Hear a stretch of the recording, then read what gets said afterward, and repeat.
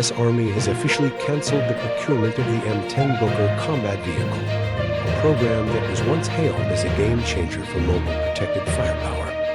This decision comes as part of a broader acquisition reform initiative outlined in the Army Transformation and Acquisition Reform Memorandum signed by Secretary of Defense Pete Hegseth on May 1, 2025.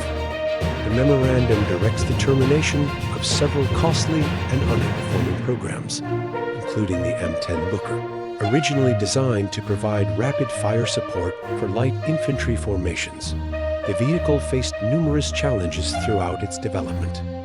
Despite being labeled a light tank, by some due to its design, Army officials have consistently argued that this classification is inaccurate. Developed by General Dynamics Land Systems under the Mobile Protected Firepower MPF program launched in 2018, the M10 Booker aimed to fill a critical gap in the Army's arsenal. However, the program quickly encountered significant hurdles related to design, weight, and mobility.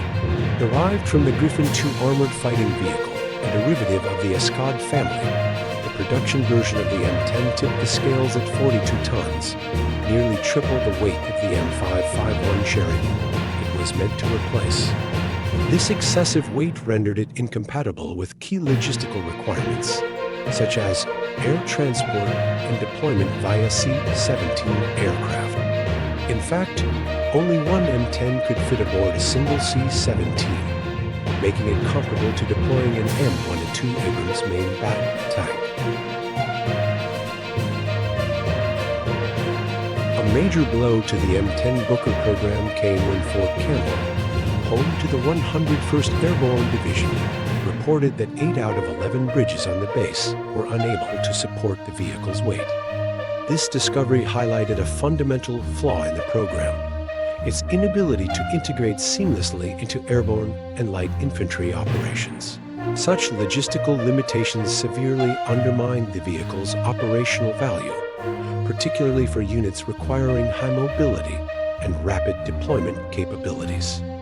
While the Army had initially planned to acquire 500 for M10S with 12 prototypes and 96 low-rate initial production units already built or under assembly, the program's cancellation now leaves these vehicles in limbo. They may be reassigned to armored units, sold to foreign partners, or placed into storage. The cancellation of the M10 Booker program is not solely attributed to technical failures, but reflects deeper systemic issues within the Army's acquisition process. Reports from the Government Accountability Office in June 2024 revealed that the MPF program had already consumed $7.2 billion, with revised forecasts estimating the total cost of completing the acquisition in support of the M10 Booker to exceed $17 billion. These staggering figures underscore the financial burden of sustaining a program whose core objectives were compromised early on. Notably, the Army quietly dropped the airdrop requirement back in 2015, significantly weakening the vehicle's intended operational role.